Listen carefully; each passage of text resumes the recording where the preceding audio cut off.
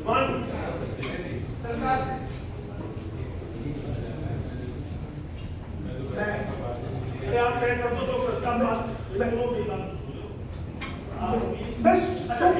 दो बात सीधे रख देता हूँ। सम्मानित मंच, मेरे सभी साथी और यहाँ पधारे सभी अतिथिगण और कार्यकर्तागण, मैं साहब से अपनी दो संगठन के माध्यम से मांग करना चाहता हूँ। जैसे राजस्थान में और मध्य प्रदेश में जाट कल्याण बोर्ड की सरकार ने घोषणा की है, हम चाहते हैं कि आप उत्तर प्रदेश में, दिल्ली में और पंजाब में सरकार के माध्यम से तीनों स्टेट में जाट कल्याण बोर्ड की स्थापना कराएं। ये हमारे संगठन का पहला उद्देश्य है।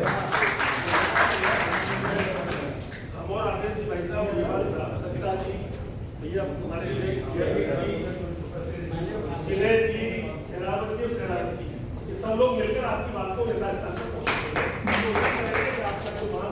लेकिन अब हमने जो कही का बात काम लोग मैं उसके लिए छोटी सी बता देता हूँ। हरियाणा का नाम भी लो भाई। हाँ, हरियाणा, सॉरी हरियाणा।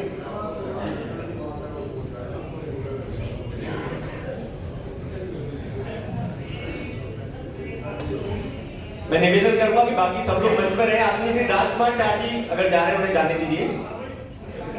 आदरणीय श्री आदेश गुप्ता जी का मैं चाहूंगा एक बार स्वागत करें। सब लोग पूछ रहे थे कि आदेश गुप्ता जी को राष्ट्रीय जाट महासभा का जब कार्यक्रम में निमंत्रण देने गया तो भाई साहब का सबसे पहला क्वेश्चन ये था कि विनय, राष्ट्रीय जाट महासभा का कार्यक्रम में आप हमें कहा, वैसे हम गुप्ता है, हम क्यों आप हमें इन्वाइट कर रहे हैं? तो मैंने भाई साहब से यही निवेदन किया कि भाई साहब आपको इन्वाइट इसलिए किया जा रहा है राष्ट्रीय जाट महासभा के कार्यक्रम में क्योंकि सबसे पहले तो 36 बिरादरियों का ये महासभा है हमारी, और दूसरा जो दिल्ली प्रदेश के जो चेहरे नियुक्त किए गए वो सब सिर्फ आपके आशीर्वाद की वजह से, और मैं आपके कार्यकाल के दौरान मैं प्रदेश प्रवक्ता मैं आप रहा हूँ और आप मेरे अग्रज रहे, मेरे बड़े रहे, मेरे अध्यक्ष रहे, तो इसलिए आपका आशीर्वाद विशेष जरूरी था हमारे लिए, इसलिए आपको बुलाया गया। मैं निवेदन करूंगा हमारी टीम से, आदरणीय दहिया साहब से कि आदेश गुप्ता जी का स्वागत करें।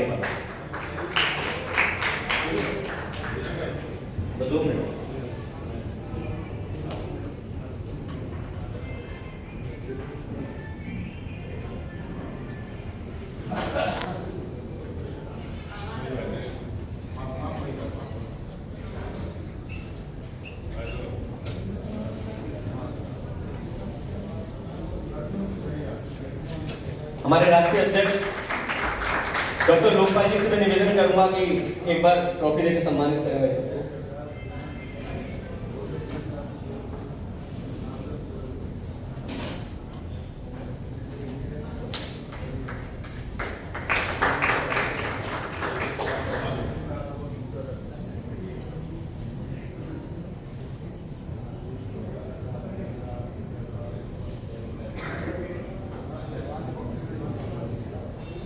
भाई साहब चाहेंगे 2 शब्द आप रखें समाज के लिए। धन्यवाद विनय जी। आज राष्ट्रीय जाट महासभा की कार्यकारिणी के नियुक्ति के अवसर पर मैं सबसे पहले विनय चौधरी जी जो हमारे साथी भी हैं, युवा साथी हैं, उनको बहुत बधाई देता हूं।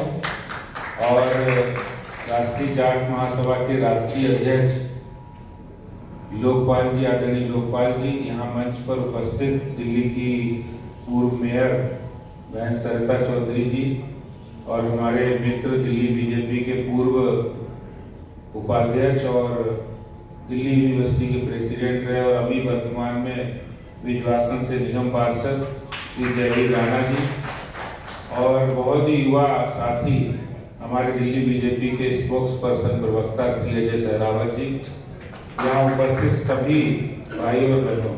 अभी चाहर जी ने जो बातें कही है, मैं समझता हूँ कि किसी भी समाज का कोई संगठन होता है जब बिरादरी का, तो वो बिरादरी की कल्याण के लिए, समाज के कल्याण के लिए काम करता है और अपने समाज के में जागरूकता लाने के लिए और साथ ही साथ दूसरे समाज के लोगों के साथ सौहार्दपूर्ण संबंध स्थापित करने के लिए वो काम होता है।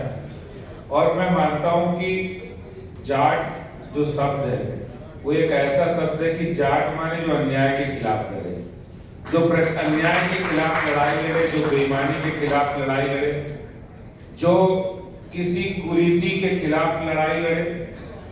मैं तो आर्य समाज को जानता हूँ, आर्य समाज में बहुत सारे बंधु जो हरियाणा और पंजाब का जो रीजन था, क्योंकि मैं भी उस परिवार से आता हूँ, वहाँ सबसे ज्यादा जाट लोगों ने आगे बढ़ के कुरीतियों के खिलाफ लड़ाई लड़ी।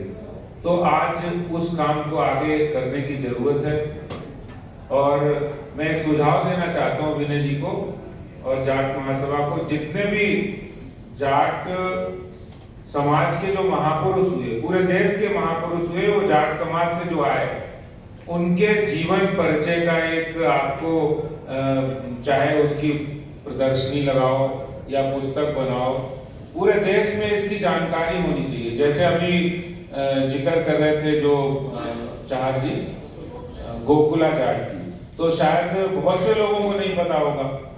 ऐसे बहुत सारे क्रांतिकारी रहे, बहुत सारे महापुरुष रहे जिन्होंने समाज में बहुत सारे काम किए। अगर हम वो काम करेंगे तो एक सकारात्मक पक्ष होगा। बाकी थोड़ा सा मुझे एक आंदोलन में जाना था, बीजेपी का आज है, तो आप सबको बहुत बधाई। और मैं हमेशा समाज के भाई के नाते आपके साथ हमेशा खड़ा रहूंगा, इतनी मैं जरूर कह सकता हूँ। बहुत बहुत धन्यवाद, आपने यहाँ बुलाया, अभिनंदन किया, इसके लिए मैं हृदय से बहुत बहुत आभार व्यक्त करता हूँ। धन्यवाद।